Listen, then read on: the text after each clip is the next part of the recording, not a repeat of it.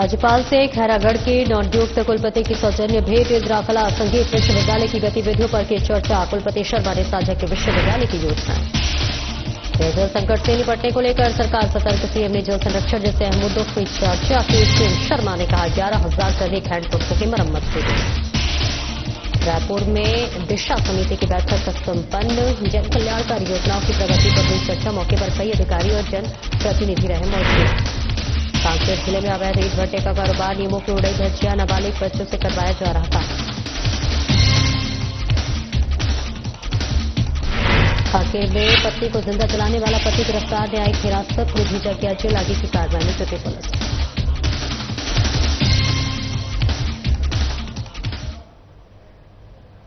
नमस्कार, स्वागत है आपका और मैं हूं आपके साथ सपना दीपक मंतेशा। बुलेटिन का आगाज करेंगे।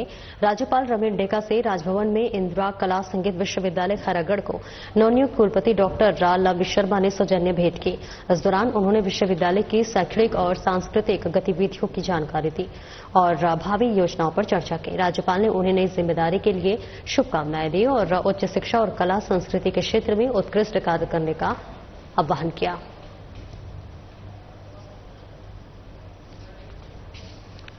और रायपुर से तस्वीर आपको दिखा रहे हैं, जहां राज्यपाल से कुलपति की सौजन्य की भेंट की तस्वीरें आपको दिखा रहे हैं, जहां इंदिरा कला संगीत विश्वविद्यालय की गतिविधियों पर इस बीच चर्चा हुई।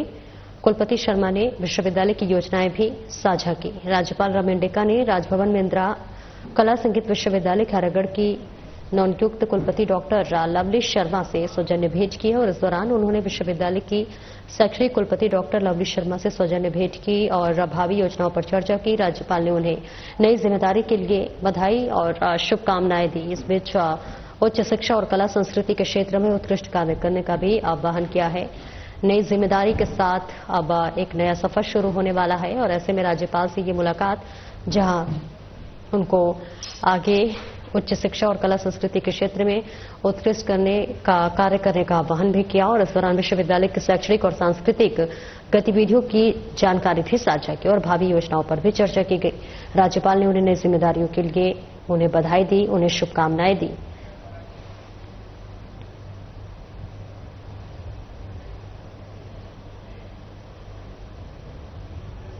और राज्यपाल रमेश डेका से राजभवन में छत्तीसगढ़ निजी विश्वविद्यालय विनियामक आयोग के नवनियुक्त अध्यक्ष प्रोफेसर विजय कुमार गोयल ने सौजन्य भेंट की और इस दौरान उन्होंने आयोग की कई गतिविधियों और योजनाओं से राज्यपाल को अवगत कराया। राज्यपाल ने प्रोफेसर गोयल को नई जिम्मेदारी के लिए शुभकामनाएं दी और उच्च शिक्षा के क्षेत्र में बेहतर कार्य करने का आह्वान किया। और राज्यपाल रमेश डेका से राजभवन में छत्तीसगढ़ निजी विश्वविद्यालय विनायक आयोग के नवनियुक्त अध्यक्ष प्रोफेसर विजय कुमार गोयल ने सौजन्य भेंट की और इस दौरान उन्होंने आयोग की कई गतिविधियों पर और योजनाओं से राज्यपाल को अवगत कराया। तो वहीं राज्यपाल ने प्रोफेसर गोयल को नई जिम्मेदारी के लिए शुभकामनाएं दी और उच्च शिक्षा के क्षेत्र में बेहतर कार्य करने का भी आह्वान किया है। रायपुर से ये सीधे तस्वीरें आपको दिखा रहे हैं, जहां पर राज्यपाल से प्रोफेसर गोयल के सौजन्य भेंट की है। राज्यपाल ने दी प्रोफेसर गोयल को शुभकामनाएं और इस बीच उच्च शिक्षा क्षेत्र में बेहतर कार्य का भी आह्वान करते हुए नजर आए। तस्वीरें दिखा रहे राज्यपाल रमेश डेका ने राजभवन में छत्तीसगढ़ निजी विश्वविद्यालय विनियामक आयोग के नवनियुक्त अध्यक्ष प्रोफेसर विजय कुमार गोयल से सौजन्य भेंट और मुलाकात करते हुए नजर आ रहे हैं, जहां पर इस दौरान उन्होंने आयोग की कई गतिविधियों को और योजनाओं को राज्यपाल को अवगत कराया।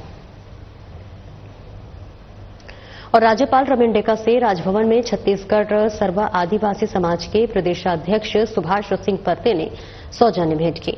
इस दौरान उन्होंने आदिवासी समाज से जुड़े विभिन्न मुद्दों और विषयों पर राज्यपाल को अवगत कराया। सुभाष सिंह परते ने आदिवासी समाज के उत्थान और उनकी समस्याओं के समाधान के लिए की जा रही पहल पर भी चर्चा की। राज्यपाल ने इन प्रयासों की सराहना की और समर्थन दिया।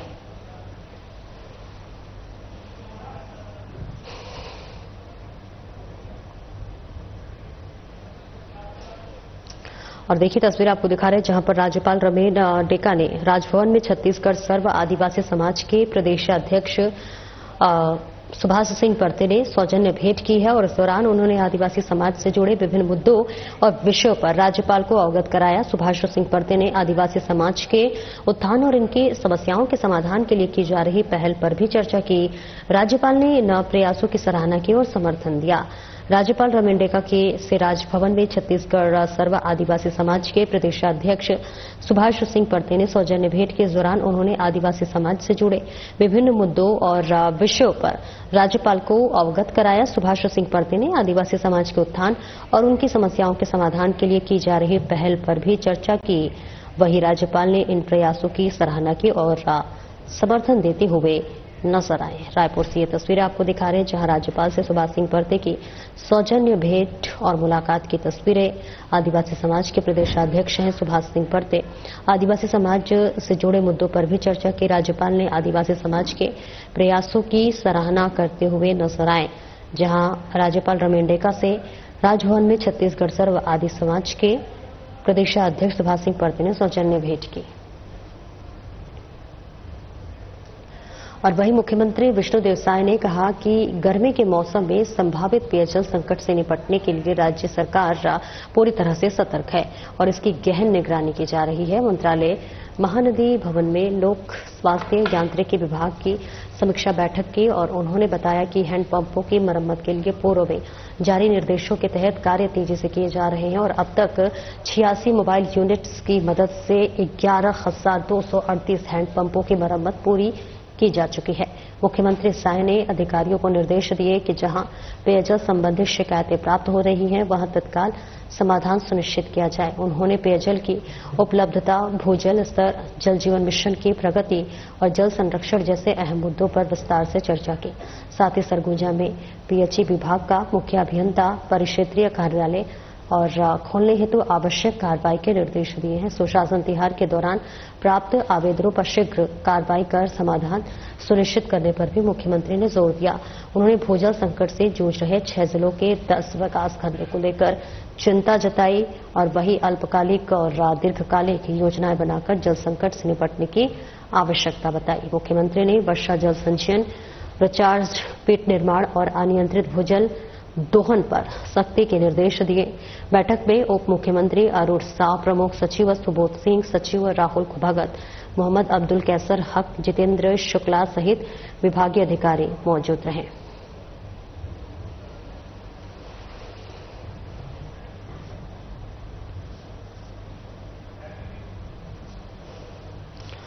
और देखिए, मुख्यमंत्री विष्णुदेव साय ने कहा है कि गर्मी के मौसम में संभावित पेयजल संकट से निपटने के लिए राज्य सरकार पूरी तरह से सतर्क है, पूरी तरह से अलर्ट है और इसकी गहन निगरानी की जा रही है। मंत्रालय महानदी भवन में लोक स्वास्थ्य यांत्रिकी विभाग की समीक्षा बैठक में उन्होंने बताया कि हैंडपंपों की मरम्मत के लिए पूर्व में जारी निर्देशों के तहत कार्य तेजी से किए जा रहे हैं और अब तक 86 मोबाइल यूनिट्स की मदद से 11,238 हैंडपंपों की मरम्मत पूरी की जा चुकी है।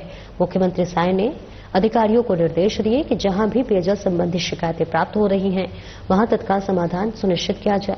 उन्होंने पेयजल की उपलब्धता, भूजल स्तर, जल जीवन मिशन की प्रगति और जल संरक्षण जैसे अहम मुद्दों पर विस्तार से चर्चा की। साथ ही सरगुजा में पीएचई विभाग का मुख्य अभियंता परिक्षेत्रीय कार्यालय खोलने हेतु आवश्यक कार्रवाई के निर्देश दिए। वहीं सुशासन तिहार के दौरान प्राप्त आवेदनों पर शीघ्र कार्रवाई कर समाधान सुनिश्चित करने पर भी मुख्यमंत्री ने जोर दिया। उन्होंने भूजल संकट से जूझ रहे 6 जिलों के 10 विकासखंडों को लेकर चिंता जताई और अल्पकालिक और दीर्घकालिक योजनाएं बनाकर जल संकट से निपटने की आवश्यकता बताई। मुख्यमंत्री ने वर्षा जल संचयन, रिचार्ज पिट निर्माण और अनियंत्रित भूजल दोहन पर सख्ती के निर्देश दिए। जहां बैठक में उप मुख्यमंत्री अरुण साव, प्रमुख सचिव सुबोध सिंह, सचिव राहुल भगत, मोहम्मद अब्दुल कैसर हक, जितेंद्र शुक्ला सहित विभागीय अधिकारी मौजूद रहे।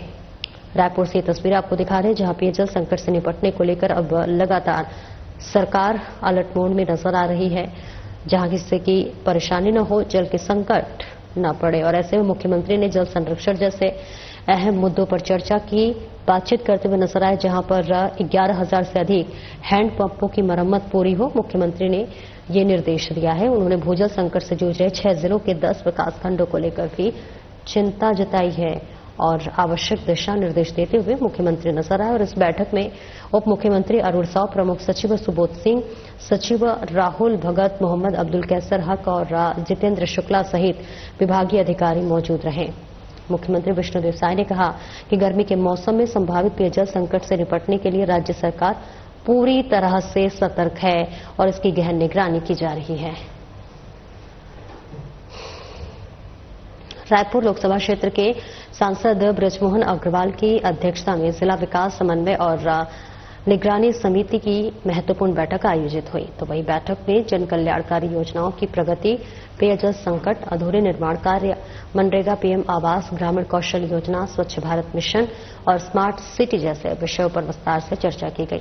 गर्मी के मौसम को देखते हुए सांसद अग्रवाल ने तालाबों के संरक्षण, नए तालाब निर्माण और जल संरक्षण कार्यों के अगले 15 दिनों के भीतर प्राथमिकता से पूर्ण करने के निर्देश दिए। वहीं अभनपुर, तिल्दा और आरंग क्षेत्रों से तालाबों की स्वीकृति नहीं मिलने पर उन्होंने नाराजगी जताई और हर गांव में एक कुआं और जिले में 100 नए ट्यूबवेल खुदवाने के निर्देश भी दिए गए। प्रधानमंत्री आवास योजना के तहत निर्माणाधीन मकानों को 30 सितंबर तक पूर्ण करने का लक्ष्य निर्धारित किया गया है। वहीं सांसद ने जमीन विहीन गरीबों को पट्टा देकर आवास उपलब्ध कराने की योजना पर कार्य करने को कहा। शहर को स्वच्छ और सुंदर बनाने के लिए वार्डवार कार्य योजना, कर्मचारियों की तैनाती और जोन अधिकारियों की बैठक लेकर योजना अनुसार कार्य करने के निर्देश दिए गए। साथ ही महिलाओं को सशक्त बनाने के लिए गांव-गांव में स्व सहायता समूह गठन को प्रेरित करने और लंबित पंजीकरणों को तुरंत स्वीकृति देने को भी कहा है। वही बैठक में मंत्री टंकराम वर्मा, विधायक राजेश मुड़त, महापौर मीनल चौबे, कलेक्टर गौरव सिंह समेत कई वरिष्ठ अधिकारी और जन प्रतिनिधि उपस्थित रहे।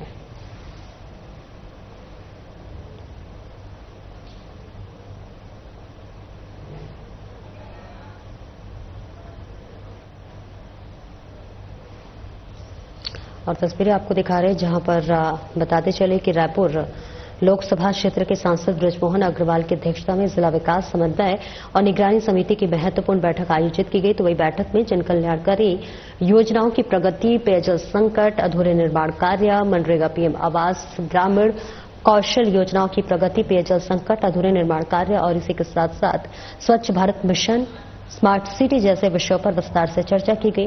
गर्मी के मौसम को देखते हुए सांसद अग्रवाल ने तालाबों के संरक्षण, नए तालाब निर्माण और जल संरक्षण कार्यों को अगले 15 दिनों के भीतर प्राथमिकता से पूर्ण करने के निर्देश दिए हैं। अभनपुर और तिल्दा और आरंग क्षेत्रों में तालाबों की स्वीकृति नहीं मिलने पर उन्होंने नाराजगी जताई और हर गांव में एक कुआं और जिले में 100 नए ट्यूबवेल खुदवाने के निर्देश भी दिए गए। प्रधानमंत्री आवास योजना के तहत निर्माणाधीन मकानों को 30 सितंबर तक पूर्ण करने का लक्ष्य निर्धारित किया गया है और सांसद ने जमीन विहीन गरीबों को पट्टा देकर आवास उपलब्ध कराने की योजना पर कार्य करने को कहा।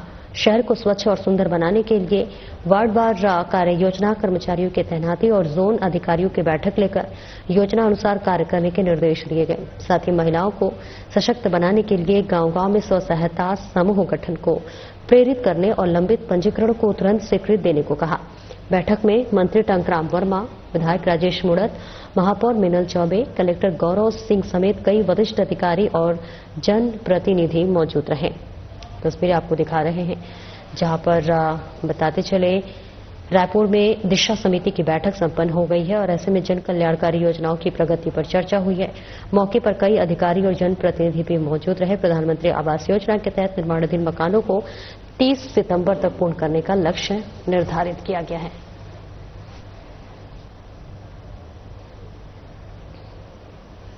कांकेर जिले के कोरतारा के छोटे जंगलों में अवैध ईंट भट्टों का धंधा जोरों पर है।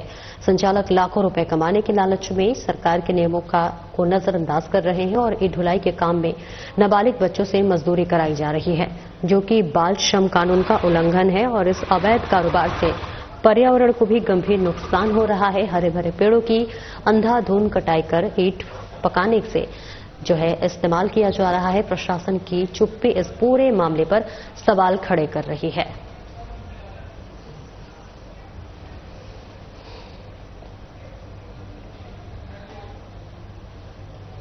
कांकेर जिले के देखिए कोर तारा के छोटे जंगलों में अवैध ईंट भट्टों का जो धंधा है वो लगातार जोरों पर होता हुआ नजर आ रहा है और इस बीच संचालक लाखों रुपए कमाने के लालच में सरकार के नियमों को नजरअंदाज करते हुए नजर आ रहे हैं और ऐसे में सरकार के जो नियम है उसका उल्लंघन करते हुए नजर आ रहे हैं। इस अवैध कारोबार से पर्यावरण को भी कई तरह के नुकसान पहुंच रहे हैं और ऐसे में बताते चले कि हरे भरे पेड़ों की अंधाधुंध कटाई कर ईंट पकाने में इस्तेमाल किया जा रहा है, जो कि प्रशासन की चुप्पी पर इस पूरे मामले पर सवाल जरूर खड़ा करता हुआ नजर आ रही है। और ऐसे में कांकेर जिले के कुरतारा के छोटे जंगलों में अवैध ईंट भट्टों का धंधा जो है वो लगातार जोरों शोरों से है। संचालक लाखों रुपए कमाने के लालच में सरकार के नियमों का जो है वो नजरअंदाज करते हुए नजर आ रहे हैं। ईंट ढुलाई के काम में नाबालिग बच्चों से मजदूरी कराई जा रही है, जो कि बाल श्रम कानून का उल्लंघन है। कांकेर जिले के कोरर थाना क्षेत्र के ग्राम ऊपर तोनका में दिल दहला देने वाली घटना सामने आई है, जहां पर शराब के नशे में धुत एक पति ने मामूली बात पर अपनी पत्नी की जिंदा आग के हवाले कर दिया। घटना उस समय हुई जब पत्नी ने खेत के बाड़ी से सोने से इनकार कर दिया था और ऐसे में गुस्साए पति ने खेत में पड़े पैरा में माचिस लगाकर पत्नी को जला डाला। घटना के बाद क्षेत्र में सनसनी फैल गई। पुलिस ने मामले को गंभीरता से लेते हुए त्वरित कार्रवाई की और मात्र 48 घंटे के भीतर आरोपी पति को गिरफ्तार कर लिया। पूछताछ के बाद उसे न्यायिक रिमांड पर जेल भेज दिया गया है और ये मामला न केवल घरेलू हिंसा की भयावह तस्वीर पेश करता है, बल्कि समाज में महिलाओं की सुरक्षा को लेकर गहरे सवाल भी खड़े करता है। पुलिस आगे की जांच में जुटी है।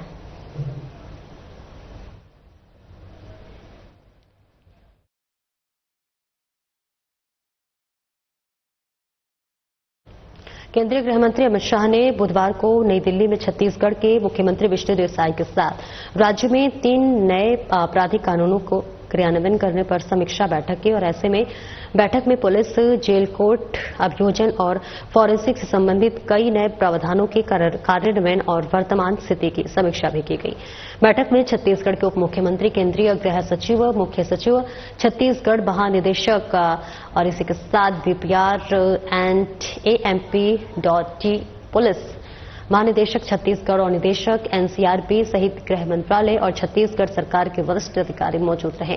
केंद्रीय गृह मंत्री ने कहा कि छत्तीसगढ़ में हर पुलिस थाने में DSP स्तर के अधिकारियों को गंभीर अपराध के मामलों में NAT GRID कर रही है और ऐसे में उपयोग की आदत डालनी चाहिए। और ऐसे में उन्होंने कहा कि राज्य के मुख्य सचिव और पुलिस महानिदेशक सप्ताह के एक बार राज्य के गृह मंत्री पर हर 15 दिन और CM महीने में एक बार राज्य में नए आपराधिक कानूनों को अमल करें और ऐसे में प्रगति की समीक्षा की।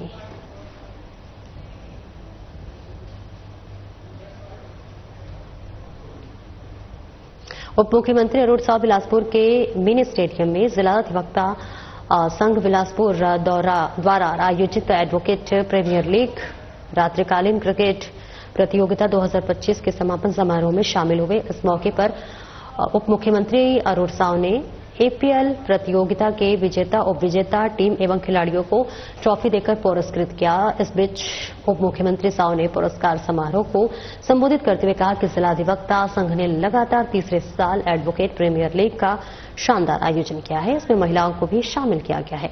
ये जिला अधिवक्ता संघ की बड़ी उपलब्धि है। पुरस्कार वितरण समारोह में जिला अधिवक्ता संघ के अध्यक्ष दाऊ चंद्रवंशी, रवि पांडे, अनुराग वाजपेयी, दुष्यंत सिंह, ज्योतिन्द्र उपाध्याय, अधिवक्ता संघ के सम्मानित पदाधिकारी, अधिवक्तागण और खेल प्रेमी बड़ी संख्या में मौजूद रहे।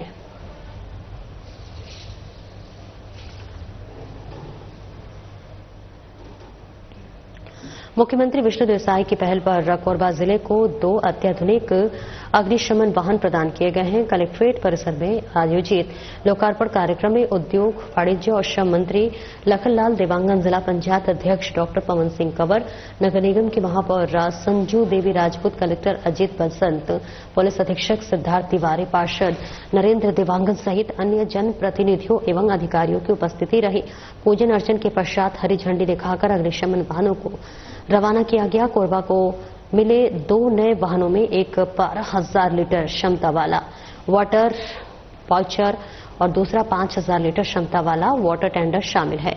ये दोनों वाहन फायर स्टेशन में रखे जाएंगे, जिनका संचालन प्रशिक्षित होमगार्ड जवानों और नगर निगम कर्मचारियों द्वारा किया जाएगा। मंत्री देवांगन ने बताया कि इन वाहनों से जिले में आगजनी की घटनाओं पर शीघ्रता से नियंत्रण पाया जा सकेगा, जिससे कि जान और माल की सुरक्षा सुनिश्चित हो सके। कार्यक्रम में अपर कलेक्टर मनोज कुमार, एसडीएम सरोज, महिलांगे, होमगार्ड के जवान और बड़ी संख्या में नागरिक मौजूद रहे।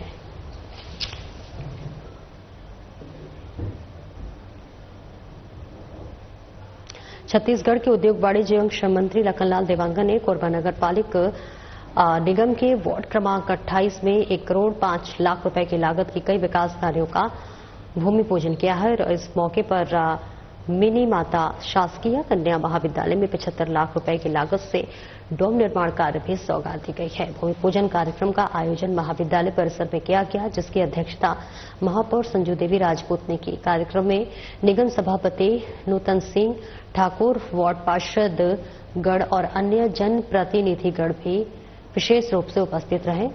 मंत्री देवांगन ने कहा कि यह कार्य क्षेत्र की आधारभूत सुविधाओं को सुदृढ़ करेंगे और छात्राओं को बेहतर शैक्षणिक वातावरण उपलब्ध कराएंगे। विकास कार्यों के प्रति सरकार की प्रतिबद्धता को दोहराते हुए उन्होंने जनता से सहयोग की अपील की है।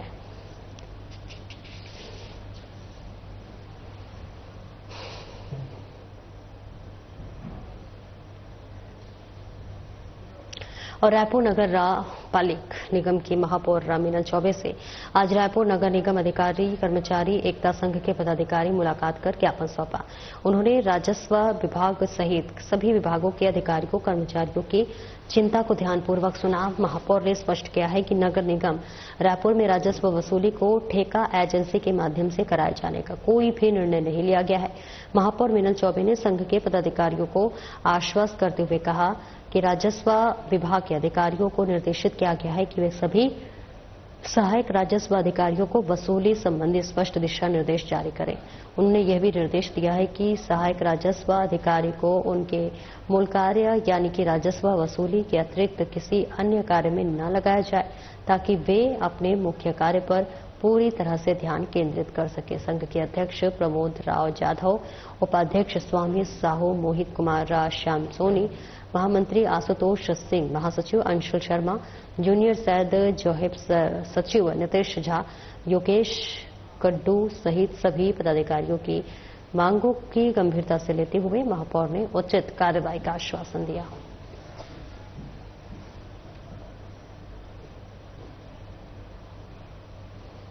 नगरपालिक निगम रायपुर के सभापति सूर्यकांत राठौर ने नगर निगम जोन 2 के अध्यक्षीय कक्ष में समीक्षा बैठक लेकर विभिन्न विभागों के अधिकारियों और कर्मचारियों को आवश्यक दिशा निर्देश दिए। बैठक में जोन कमिश्नर ने डॉक्टर आर.के. डोगरे भी मौजूद रहे।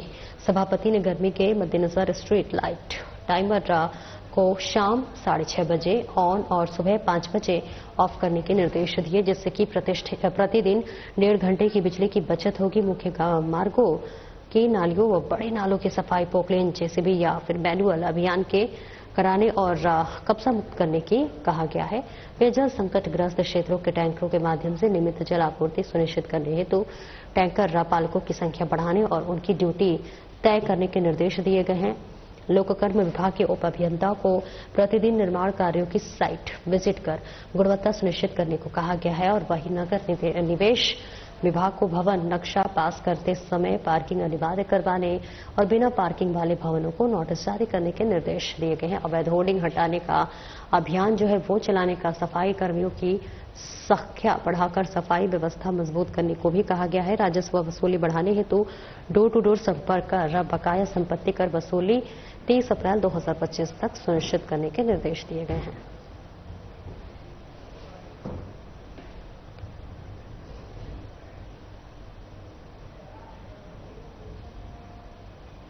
और नगर पालिका निगम रायपुर के आयुक्त विश्वदीप ने नगर निगम जोन 10 क्षेत्र के अंतर्गत बोरियाखुर्द स्थित गजराज बांधा तालाब में निरीक्षण किया। निरीक्षण के दौरान वार्ड पार्षद सुषमा तिलक साहू, मैंने प्रताप सिंह, जोन कमिश्नर विवेकानंद दुबे और इसी के साथ साथ तालाब समिति के पदाधिकारी, जोन पदाधिकारी एवं कर्मचारी उपस्थित रहे। आयुक्त ने तालाब पार में विगत वर्ष लगाए गए पौधों की सुरक्षा को देखभाल के प्राथमिकता देने निर्देश जोन कमिश्नर को दिए। उन्होंने पौधों को नियमित पानी, खाद्य देखभाल और उपलब्ध कराने पर जोर दिया। उल्लेखनीय है कि पिछले वर्ष उप मुख्यमंत्री अरुसा विधायक मोतीलाल साहू, जिला कलेक्टर गौरव कुमार सिंह समेत अनेक विशिष्टजनों ने यहां पौधारोपण किया था। आयुक्त विश्वदीप ने पर्यावरण संरक्षण को ध्यान में रखते हुए अतिरिक्त छायादार पौधों का रोपण जन सहभागिता के माध्यम से कराने के निर्देश दिए। उन्होंने तालाब क्षेत्र के सफाई हेतु अभियान चलाकर कचरा और गंदगी हटाने को कहा। वहीं निर्देशों के तहत जोन 10 द्वारा तत्काल जेसीबी मंगवाकर सफाई कार्य प्रारंभ कर दिया गया है। इसके साथ ही आयुक्त ने तालाब क्षेत्र में हो रहे अवैध कब्जों और अतिक्रमणों को तत्काल हटाने के निर्देश दिए गए जोन कमिश्नर को दिया। आयुक्त के इन निर्देशों से क्षेत्र में पर्यावरण संरक्षण एवं सौंदर्यीकरण का नया आयाम मिलेगा।